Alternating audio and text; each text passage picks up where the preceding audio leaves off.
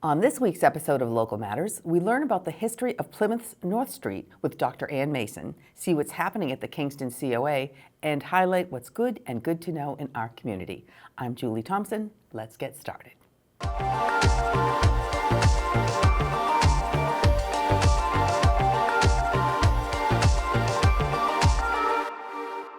The Wampanoag Nation has been rooted in the history of our region for thousands of years, enriching the community with its culture and traditions. On Saturday, October 29th at 3 p.m., join in on an interactive performance with the Wampanoag Nation singers and dancers at the Plymouth Public Library.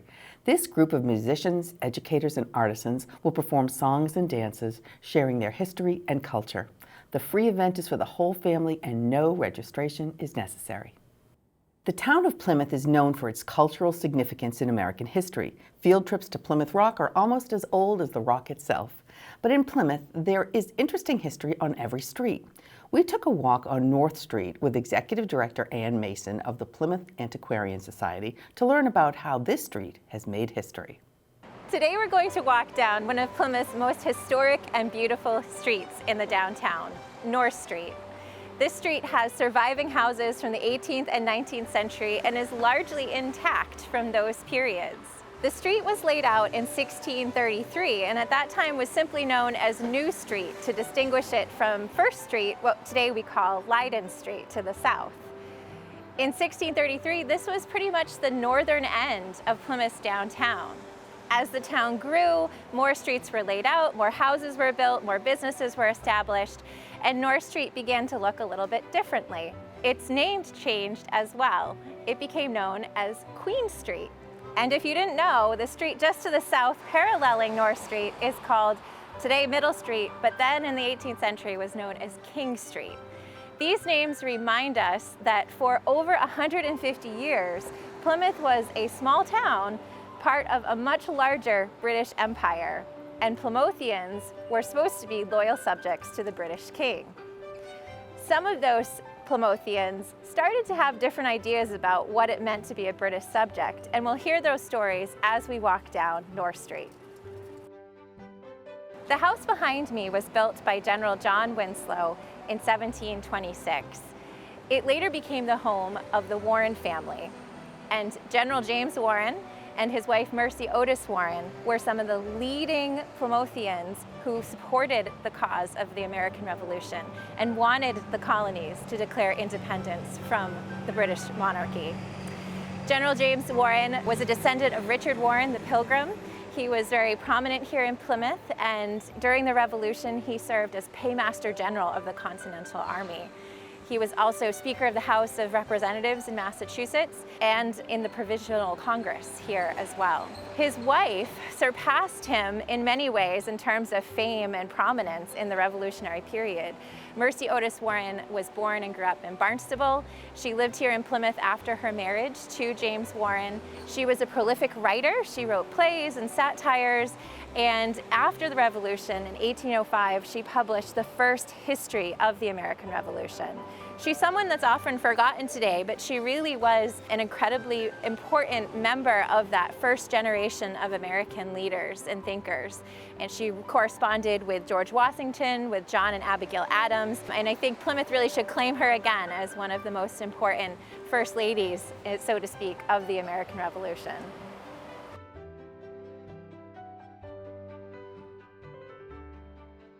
Here we are in front of the Plymouth Center for the Arts complex on North Street. Now, this lot of land was once owned by Colonel George Watson, who was one of Plymouth's leading citizens in the 18th century. He was also probably the most prosperous citizen of Plymouth in his lifetime. During the American Revolution, unlike the Warrens at the top of the street, George Watson actually was sympathetic to the cause of the British Crown, and a lot of cases he was suspected of being a loyalist. However, fortunately for him, he was so well respected in town that he managed to keep a very low profile during the war years. And he was not driven out and had to seek refuge in England across the ocean or up in the Canadian colonies. Instead, he stayed right here, lived a long life, and at the time of his death in 1800, he was honored with many different signs of local mourning for his life and recognition of his role as a prominent citizen. Now, his estate, which he had built in the mid-18th century, actually burned down. The family who owned the estate after him, the Jacksons, ended up building their own house in the 1830s, which we can see right here to my left. Now, that house eventually became owned by the Hathaway family. It was a private residence, and then at different points it was actually operated as a boarding house or a hotel. And it was known at that time as the Lindens, in recognition of the line of linden trees that used to grow right here on North Street. It was said that Colonel George Watson had planted those linden trees, and they lived really into the 1960s. But the Lindens house here in the 1830s became connected later in its history to a very new building to my right, the Russell Library. And we can walk over to the Russell Library and learn more about it. What's now one of the galleries in the Plymouth Center for the Arts was originally built as the Russell Library. Funds to build this library were given by the children of William and Mary Ellen Russell in 1901. They wanted a way to remember their parents, and so they approached the Plymouth Library Corporation and said, "We'd like to allow you to build a permanent library building for the town of Plymouth." Now, the Plymouth Public Library had been founded in the mid-19th century, but it didn't actually have its own location. And so, using the Russell family money, the library was able to build the building behind me. The building was designed by the Boston architectural firm of Mead and Everett, and it's built in the colonial revival style of architecture. This building remained the library's home base until the early 1990s, when the Plymouth Public Library moved to South Street into a large and new building. So this building eventually became the Plymouth Center for the Arts thanks to funding from the Community Preservation Act. And most recently, it has been connected. There's a new main entrance that was added to connect and complete the transitional space between the Lindens and the Russell Library. And today, Plymouth has this wonderful Center for the Arts, which is used for many different community events and art displays and activities, exhibits, all sorts of things. The Spooner House Museum is one of the historic houses owned by the Plymouth Antiquarian Society, which is open to the public for guided tours. The house was originally built in the 1740s by Josiah Ryder, and its first occupant was his sister, Hannah Ryder Jackson. Hannah Jackson lived in the house after she was widowed, and she sold chocolate to support herself. Chocolate at that time in the 18th century was a very fashionable beverage. After Hannah's death, the house passed to her granddaughter, Elizabeth Shirtliff. And in 1764, Elizabeth married Ephraim Spooner, who was a leading merchant in the town of Plymouth. Ever since 1764, the property has been lived in by the Spooner family, by Ephraim and Elizabeth's descendants, all the way until 1954, when the last resident, James Spooner, passed away. James wanted to leave the house as a museum so that everyone who came to Plymouth could see it and could learn about the town's history as well as his family's history. One of the special things about the Spooner House is that it includes all of the original furnishings. So everything that James Spooner had, he left in the house to be part of the museum. So when you come to the Spooner House, you're seeing 200 years of family possessions from different periods, all of which are, for the most part, in the locations that James left them. We've crossed the street and are technically now on Winslow Street, but we can't talk about North Street and not talk about this house, which is part of this very historic neighborhood. It is today known as the Mayflower Society House and has been the headquarters of the General Society of Mayflower Descendants since 1941. But it was actually built in 1754 by Edward Winslow.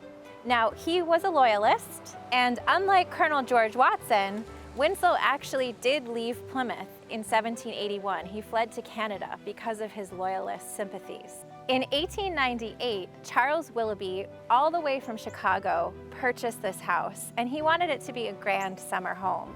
So he hired architect Joseph Everett Chandler to come and remodel it for him. So what you see today is really Chandler's vision of the colonial revival style of architecture. Chandler added the cupola, the veranda, he added wings on the side of the house, really doubling its size in many ways. So we don't see too much of the 1754 house, but it is buried deep within the house as it stands today, and it's one of the most beautiful houses in this area of downtown Plymouth. Here on Coles Hill, we have such a beautiful view of Plymouth Harbor and the portico over Plymouth Rock. This is a spot where so many visitors to Plymouth and residents come and sit and reflect on Plymouth's history. And I think it's important to think about how knowing our history can connect us to our roots, can help us understand how the town of Plymouth grew and changed, help us understand why the town looks the way it does. So even thinking about when houses were built, when streets were laid out. And then it can also sometimes inspire us, where we actually get to hear the stories of people in the past and the choices they made. Some of those stories are inspirational. Some of those stories can be cautionary tales, where we might learn about something that we might choose to do a little bit differently today. History can keep us grounded, help us understand the world around us, and learn how to hopefully communicate better with each other and build the community that we want to have here in Plymouth. The Pembroke Board of Assessors is now accepting applications for the fiscal year 2023. Different property tax exemptions are available for seniors 65 or older, seniors 70 or older, disabled veterans, blind individuals, surviving spouses, or minors of deceased parents. Applications are available at the assessor's office or online on the town's website. The deadline for filing an application is April 3rd, 2023. For more information, visit the Town of Pembroke's website or call the assessor's office at 781-293-2393. Where we grow up shapes how we view ourselves, our communities, and our world. On Thursday, October 27th at the Duxbury Free Library, you can hear the presentation, A South African Perspective on Racism, with Stuart Ting Chong. Stuart, a Norwell resident, will share his experience of growing up in South Africa and his work in the anti-apartheid movement. You can register online for this event on the library's website. Memories are an important part of who we are as individuals and as connectors between where our families came from and what they experienced to where and who we are now. Kingston Public Library will be hosting an intergenerational screening of Cycle of Memory, an award-winning documentary about two siblings' bicycle adventure to find the memories their grandfather lost to Alzheimer's, exploring the importance of intergenerational connections, healing painful pasts, and leaving a meaningful time capsule for the future. The screening will be held on Tuesday, November 1st at 6 p.m., and you can register for the event on the library's website. Senior centers are a vital part of all of our towns, serving and representing our seniors and offering them multiple ways to stay connected and active. Pop-up PACTV headed over to the Kingston Senior Center to see and hear all the things that they got going on.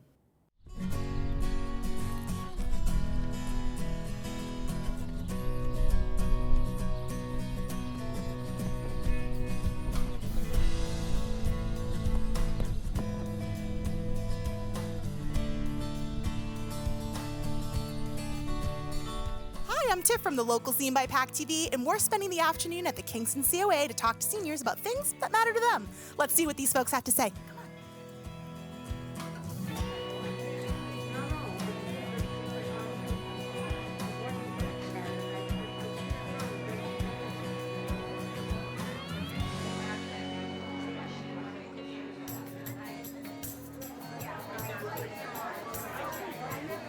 Talking to a lot of people today, they love you. So people have been super warm and welcoming toward you, I'm assuming. I'm reacting to them. That's the beauty here, is that the reason I say it's like Old Home Week is because these people are so wonderfully open, welcoming, warm, gracious, wonderful people. They have made this the best experience for me. Remember that expression that is, you never work a day in your life if you do something that you love? That's what I'm doing. I do what I love. I'm here for a reason. I already retired once from this job up on the North Shore. I was up in Hamilton, Massachusetts for the last 10 years. So I retired. I went into private industry, and then I realized I absolutely miss this.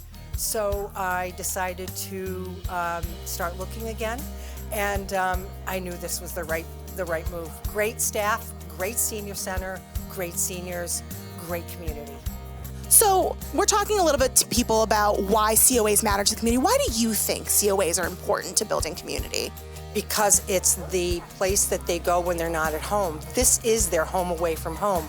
They come here to meet people. They come here to renew themselves with acquaintances, people that they might not have seen, make new friends, and they also feel that there's a sense of purpose. If you'll notice, a lot of the people that come into the senior center, they're not like me. I'm that baby boomer generation that's having just turned 69 last week.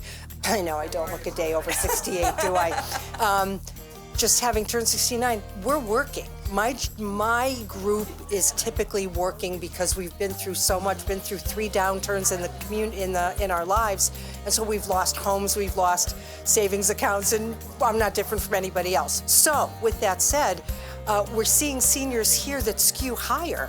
They're in a higher age bracket than we normally see. So mid-70s through the 80s are the sweetest people walking through here. So they're home, they want to volunteer, they still want to be useful. And I've said to everybody, the day that you retire is the day you've said to yourself, I'm going to start dying today. And who wants to do that? You've got to stay engaged, your brain, your heart, everything. And that's what senior centers are. I'm not the senior center, my staff isn't the senior center, it's the people that come here that have the ability to tell us what they want, what they need, what they'd like to see, and that's what we respond to. They are the ones that are my boss, that tell me how they want things to be.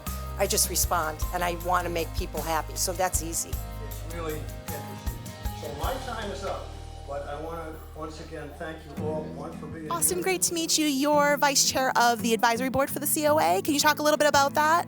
Well, I've been on the advisory board almost 2 years at this point, and the advisory board, our primary job is to listen and to see what needs people who are in this community or a little bit on the elderly, need, what they're looking for, what we can do to assist them in their needs. And then we work in cooperation with the director here.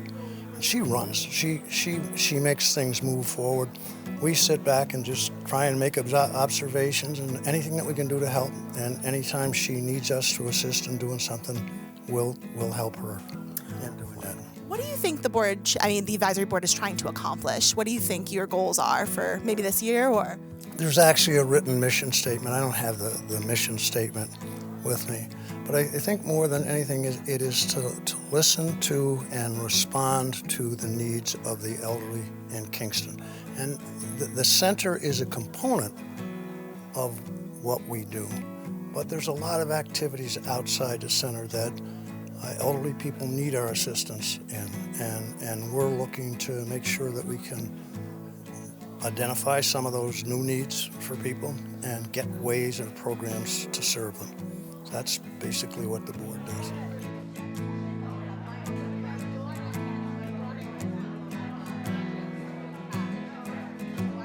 Kathy, so nice to meet you. So I need to ask you, why do you think every community should have a senior center?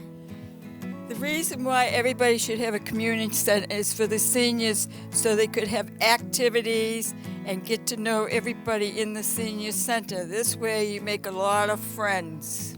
And how do you think seniors are represented in the community?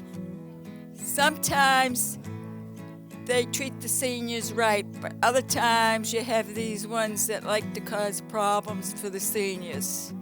And I think that should be straightened out because everybody's got to get along in life. And what do you think makes the Kingston COA so special? The special way making the Kingston Senior Center good is to have good staff running and everything would be fine. You get along, and I've seen a lot of difference at the senior center. And the new director, she's awesome, so isn't the staff. So how long have you lived in Kingston? Oh, God.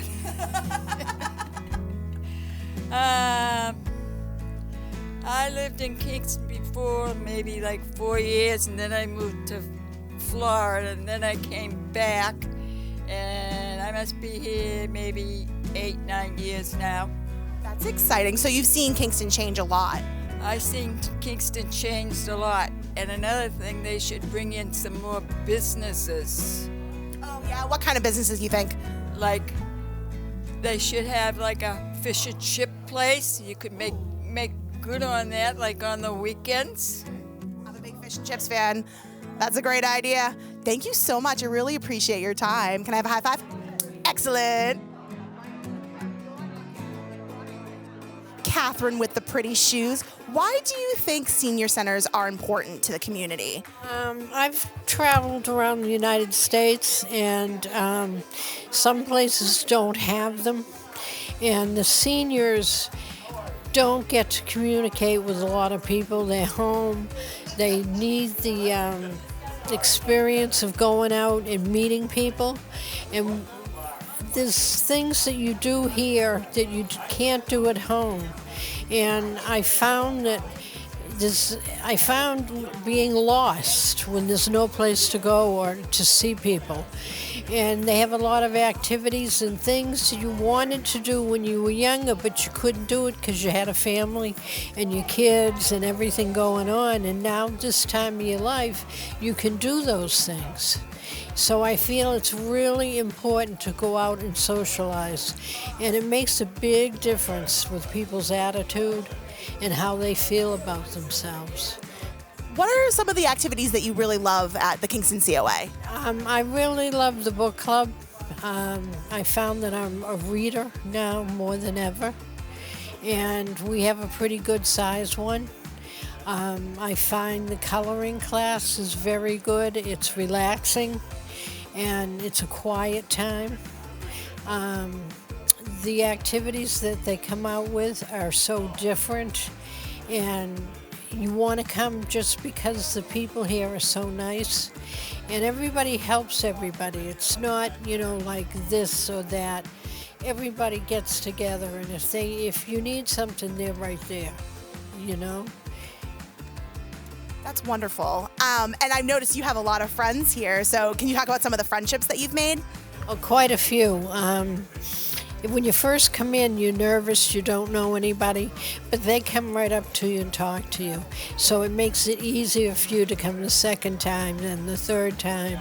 And we go out sometimes afterwards for a dinner and an evening. A bunch of us will get together and go out and have a dinner outside. So it's good that, we can do something different. And it makes it a nice evening out, too. So, Catherine, you're just living your best life right now. Yeah, this is the best time, It's better than sitting in the house doing nothing. And I know a woman that won't go out and she won't let anybody in. And we're trying to convince her that she needs to be outside and socialize. But there are people out there that just won't do it. And all you can do is, try to get them to do it and remind them that we're here. And it's only a telephone call away. Thank you so much for joining us today. Thank you for allowing me to come. My home, sweet home. Very so nice to meet you. So you're the clerk, with the Friends of the COA. Can you tell us a little bit about what you guys do? We are a 501c3 organization. We are the money-raising arm of the COA, and we supplement various programs that the COA Center wants to do, some of the exercise programs, health, and we put on special events ourselves. We do teas. It used to be every year. All year we found out that playing with Mother Nature wasn't fun. So we do it now April through October. And the last one is October 12th. It's Ghost Ghouls and Goblins. We're suggesting people come in costume because the best costume's going to get a $50 gift card to Carmela's. Ooh, very nice. Now, you're also a volunteer. What kind of things do you do here at the COA? Whatever they want. I do the announcements. I lead the pledge and singing of God Bless America and help to set up the tape, whatever they want. So, do you find a lot of joy in that? I wouldn't keep doing it if I didn't. It's been over 10 years. So when I was getting ready to retire, I was asked, what are you going to do? And I don't know, I think I'm going to do some volunteering. But I didn't realize it was going to be as much work, but it's also a lot of fun because obviously you would quit if you didn't enjoy it. Thank you so much. I appreciate your time.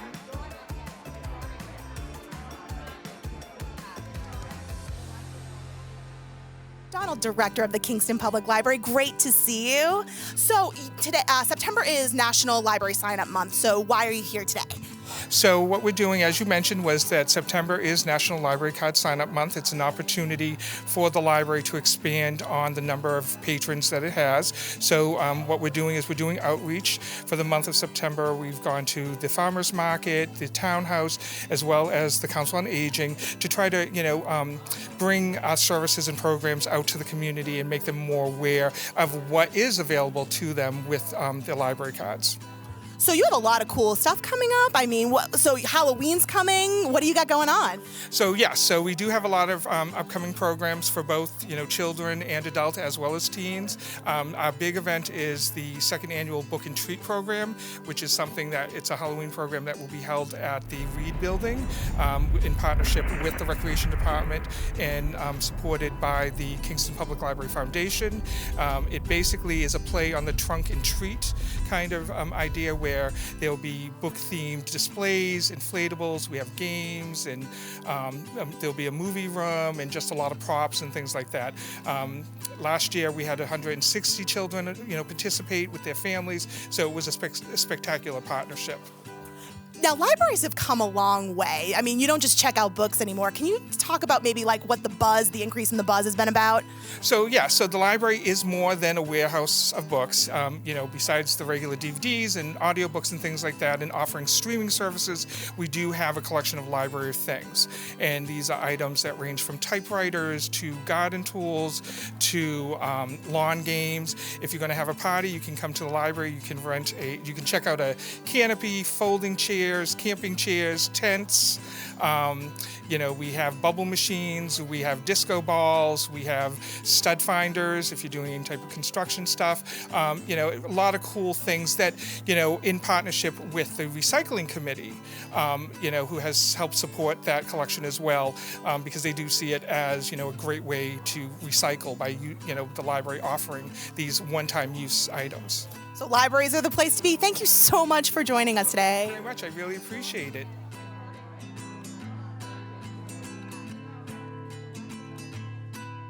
Hi, Kathy. You're the Tai Chi instructor for the Kingston COA. So what's that been like for you?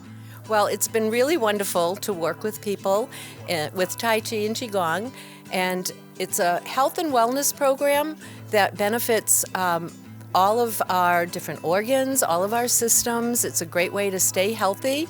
It involves posture, movement, and breathing. So what has that experience been like for you working with seniors here? Oh, it's been very rewarding. I'm a teacher by trade, retired school teacher, so I love coming here and being able to teach seniors some things, tips, and practices that will help to keep them healthy and happy. It helps with balance and confidence in our movement, so it just makes life easier. So what is Tai Chi for people who don't know at home? Okay, so Tai Chi, it's an ancient Chinese practice, and it has to do with moving energy through the body. And so it has specific movements that help to strengthen the way that energy moves through the body. It helps to enhance the performance of our organs and all of our systems, our respiratory system, our circulatory system, and our nervous system are all benefited from this practice. It's very meditative, and it enhances the feel-good hormones that help us to feel good about life and where we are in our life. And are your classes really popular? They are popular. I'm at 4 different Council for Agings in this area, as well as some other private classes that I do. And my students tend to really love the classes. That's amazing. What you're doing for everyone is really important. So thank you so much for being here today. Oh, you're welcome. Judy, what's your favorite activity here at the Kingston COA? We have bingo on Thursdays afternoon. It's given by Tom. That's the only activities that I come to right now because I've had an operation. Eating lunch is wonderful on Thursdays. Can you talk about some of the friendships you've made at the COA? Oh, goodness. I've been here for quite a while, for many, many years, so I'm friends with everybody. I come in the door and everybody wants to talk to me, so one after another. You're famous. And now you're going to be even more famous. I can't believe it. I'm going to be asking for your autograph. Well, we had a great time meeting some new friends. Make sure to check out Facebook, Instagram, and Twitter for upcoming pop-up PACTV events. And make sure to check out our YouTube channel for more on what's good and good to know. From all of us at the Local Scene by PACTV, we thank you for watching. We'll see you next time. What's a better way to spend the Saturday before Halloween than on a scavenger hunt? Join Plymouth Pride on October 29th at 3 p.m. for a scavenger hunt starting on Burial Hill and weaving its way through the downtown area. No registration is needed and all are welcome. You can find out more on the Plymouth Pride's Facebook page. Tea parties are fun, but how about a monster tea party? On October 28th at 11 a.m., enjoy an outdoor monster tea party at the Nathaniel Windsor House in Duxbury with ice cream and cookies. This is recommended for ages 2 and up, but all are welcome and no registration is needed. You can get more details on the Duxbury Free Library's website. Writing is a creative way to express thoughts, feelings, hopes, and dreams, but it can be daunting to write those first words. Getting Your Words on Paper is a writing group for people who always wanted to write, and it's held at the Manamet branch of the Plymouth Public Library. Facilitated by local author Judith Campbell, this 4-session writing group gives you the freedom to be you and to share your story in a non-judgmental, instructive, supportive environment. Registration is required for this free program. Please sign up online at the library's website. Sometimes it's hard to admit, but we all need support at some point, no matter what our age. It's important to know who you can call in a time of need and who can help you when your family can't. On Tuesday, October 25th at 6:30 p.m., the Duxbury Senior Center will present Creating Your Support Circle, part of their educational series for adults of all ages. Learn about local services and support organizations and what to consider when choosing the right individuals to help support you as you live and age well. You can register for this event by calling the Senior Center at 781-934-2721. Saving for your children's education can be a daunting task, but with the Baby Steps Savings Plan, you can get a head start on saving for future education, vocational, and apprenticeship costs. If you have a child born or adopted less than a year ago, you can open a 529 account, which is designed to save for education. Eligible accounts will receive a free $50 deposit about 6 weeks after the account is opened, and families can continue to make contributions over time. For families with older children, there are other programs available in addition to 529 accounts that may be an option. Find out more about these programs and other savings tools on the state's website, mass.gov/babysteps. And that's what's good and good to know this week in our community. If you'd like to see more content from the local scene, follow us on YouTube and social media at The Local Scene by PACTV. That wraps up this episode of Local Matters. I'm Julie. Thanks for watching.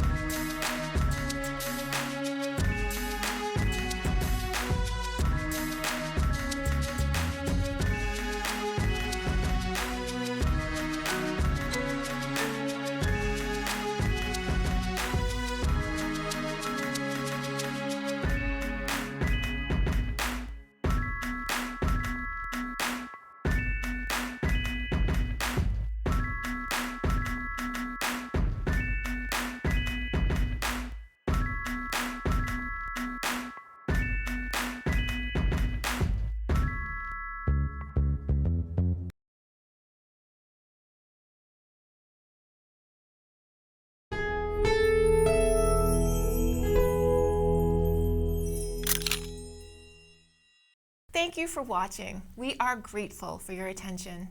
If you like what you saw, please like and subscribe to The Local Scene here and share everywhere. Thank you, friends.